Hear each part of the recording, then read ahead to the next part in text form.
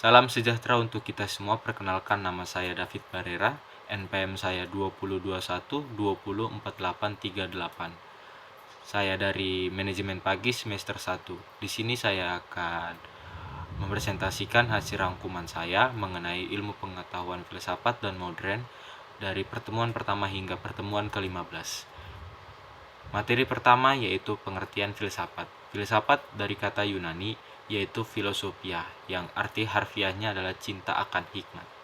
Filsafat adalah kajian masalah mendasar dan umum tentang persoalan seperti eksistensi, pengetahuan, nilai, akal pikiran, dan bahasa. Kata falsafah atau filsafat dalam bahasa Indonesia merupakan kata serapan dari bahasa Yunani, yang juga diambil dari bahasa Yunani yaitu filosofia. Dalam arti bahasa ini, kata ini merupakan kata majemuk dan berasal dari kata-kata piliah yaitu persahabatan dan cinta, dan sophia yaitu kebijaksanaan atau kearifan. Sehingga arti harfiahnya adalah seorang yang pecinta akan kebijaksanaan. Secara umum, filsafat memiliki pengertian yaitu mencari kebenaran dan hakikat. Apa sih kegunaan filsafat di dalam ruang lingkup mahasiswa? Kegunaan filsafat di dalam ruang lingkup mahasiswa antara lain untuk mampu memikirkan suatu masalah secara mendalam dan kritis, dapat membentuk argumen dalam bentuk lisan maupun tulisan secara sistematis dan kritis, serta mengkomunikasikan ide secara efektif. Apa sih manfaat belajar filsafat? Manfaat belajar filsafat itu ada 10. Yang pertama itu melatih berpikir secara rasional, yang kedua itu melatih berpikir secara kritis, yang ketiga itu melatih bernalar dengan jelas, yang keempat itu melatih menghargai perbedaan, yang kelima itu dapat membedakan mana yang benar dan mana yang salah, yang keenam itu dapat menyampaikan pendapat dengan jelas, yang ketujuh itu mampu berpikir secara sistematis, yang ke-8 mengajari tentang pentingnya toleransi, yang ke-9 yaitu mengetahui tokoh-tokoh besar filsafat, dan yang terakhir yang ke-10 itu mengetahui aliran-aliran pemikiran filsafat. Sejarah perkembangan ilmu pengetahuan dalam konsep agama lahir sejak diciptakannya manusia pertama yaitu Adam dan Hawa. Kemudian berkembanglah menjadi sebuah ilmu pengetahuan. Pada hakikatnya, ilmu pengetahuan lahir karena hasrat ingin tahu dalam diri manusia, yang dimana timbul karena tuntutan dan kebutuhan dalam kehidupan yang terus berkembang. Objek material dan objek formal. Objek material ialah sasaran atau bahan yang dijadikan secara objek pendidikan suatu ilmu atau sesuatu yang realitasnya ada. Objek formal. Objek formal ialah sudut pandang atau pandangan mengenal objek material tersebut atau cara yang digunakan untuk mengetahui ilmu itu sendiri, atau perspektif seseorang untuk mengetahui atau memahami secara materi. Materi berikut ya periode awal masuknya Islam. Sekitar abad 7-14 Masehi, muncullah filsafat Islam di dunia timur. Konteksnya adalah untuk menaklukkan Iskandaria pada tahun 641 Masehi yang memperluas kekuasaannya ke bahasa Arab dan Timur Tengah. Iskandaria semulanya merupakan penghubung filsafat dan sains setelah Athena, menyebarkan pengaruhnya ke Mesir, Suriah hingga Irak, sehingga kawasan yang diperintahkan Iskandaria Agung menjadi taman peradaban Yunani. Penaklukan Iskandaria membawa bangsa Arab bersentuhan langsung dengan bangsa Yunani. Berbagai aliran di masa modern. Berbagai aliran di masa modern itu dibagi menjadi 6. Yang pertama itu rasionalisme, yang mengedepankan akal. Yang kedua itu adalah empirisme, yang mengedepankan indrawi manusia.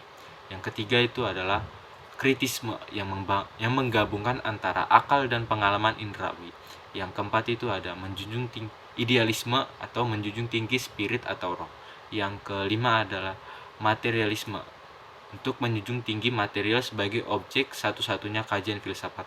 Dan yang terakhir adalah fenomenologi, untuk menjunjung tinggi intuisi. Materi selanjutnya itu ada ontologi, metafisika, dan asumsi. Ontologi adalah ilmu yang membahas tentang keberadaban. Manfaat mempelajari Filsafat ontologi adalah membantu mengembangkan dan mengkritis berbagai pemikiran yang ada dan menyelesaikan masalah secara mendalam. Metafisika. Metafisika adalah cabang ilmu filsafat yang membahas permasalahan sesuatu yang ada. Sangat sulit untuk dijelaskan karena metafisika menjelaskan sesuatu yang ada tapi tidak berada. Selanjutnya yaitu asumsi. Asumsi adalah suatu anggapan atau dugaan sementara yang belum dapat dibuktikan kebenarannya serta membutuhkan pembuktian secara langsung. Berikut adalah epistemologi. Epistemologi pada hakikatnya adalah studi filosofis tentang hakikat asal-usul dan batasan pengetahuan manusia. Atau epistemologi adalah cabang filsafat yang berkaitan dengan pengetahuan. Kadang-kadang disebut sebagai teori pengetahuan. Landasan epistemologi ilmu disebut metode ilmiah. Objek epistemologi adalah segenap proses yang terlibat dalam usaha kita untuk memperoleh pengetahuan. Tujuan epistemologi adalah untuk menemukan syarat-syarat yang memungkinkan orang lain dapat tahu. Dan selanjutnya itu aksiologi. Aksiologi secara bahasa dapat dipahami sebagai teori tentang nilai. Secara istilah aksiologi dipahami sebagai cabang filsafat yang membahas persoalan tentang nilai.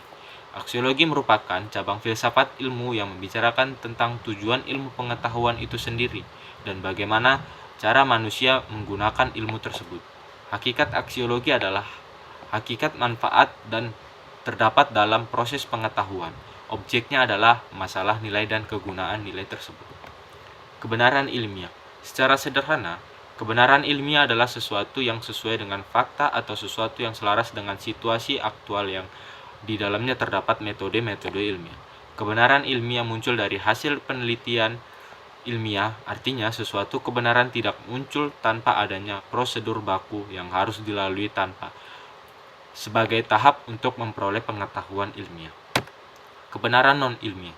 Kebenaran non-ilmiah yaitu kebenaran yang diperoleh berdasarkan penalaran logika ilmiah, tetapi diperoleh dari faktor-faktor non-ilmiah. Berikut kebenaran non-ilmiah berbeda dengan kebenaran ilmiah yang diperoleh berdasarkan penalaran logika ilmiah sebagai berikut.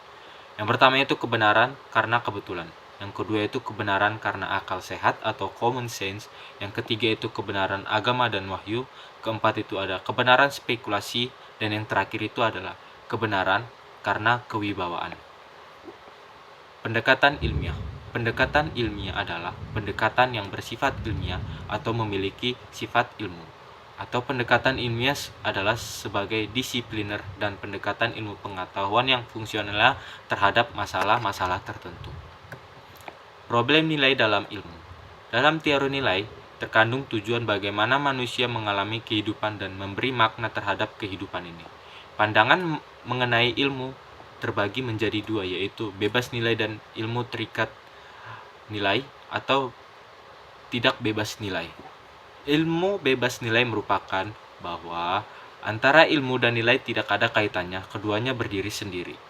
Ilmu terikat nilai atau tidak bebas nilai maksudnya adalah ilmu itu selalu terkait dengan nilai-nilai dan selalu memperhatikan aspek nilai yang berlaku. Berikut pengetahuan atau pengertian ilmu filsafat alam, ilmu filsafat sosial humaniora, dan ilmu filsafat keagamaan. Ilmu filsafat alam yang sifatnya fisikal dan material sangat penting bagi manusia, terutama untuk memenuhi kebutuhan hidup mereka. Ciri-ciri ilmu alam yaitu yang pertama bersifat fisik atau statis, yang kedua objek penelihatannya bisa diulang, yang ketiga pengamatan relatif mudah, yang keempat objek pengamatan atau subjek pengamatan lebih sebagai penonton, dan yang terakhir yaitu relatif mudah dikontrol. Berikut ilmu filsafat sosial humaniora diperlukan karena untuk memenuhi kebutuhan hidup bersifat abstrak dan psikologis. Ciri-ciri ilmu sosial yaitu yang pertama bersifat non-fisik, yang kedua itu objek penelitian tidak dapat diulang, yang ketiga pengamatan relatif sulit, yang keempat pengamatan subjek pengamatan sebagai bagian integral, dan yang terakhir tidak terkontrol. Ilmu filsafat keagamaan adalah suatu disiplin ilmu yang penting dalam kehidupan manusia. Ciri-ciri ilmu keagamaan yang itu satu sebagai ekspresi keimanan dan pemahaman tentang teks suci, yang kedua itu objek penelitian tidak bisa diulang, dan yang ketiga pengamatan sulit dan konteks. Keempat dan yang terakhir, memiliki daya prediktif yang relatif sulit. Filsafat sebagai landasan ilmu dalam pengembangan sains.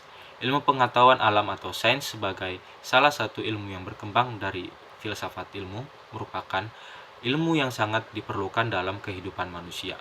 Filsafat sangat diperlukan kehadirannya pada saat perkembangan sains yang semakin menunjukkan spesialisasi keilmuannya. Para ilmuwan yang mengembangkan ilmunya dengan mendalami tentang filsafat diharapkan mampu memahami keterbatasan nilai dan lingkungan. Dan yang terakhir yaitu refleksi kuliah filsafat oleh Profesor Marsigit MA.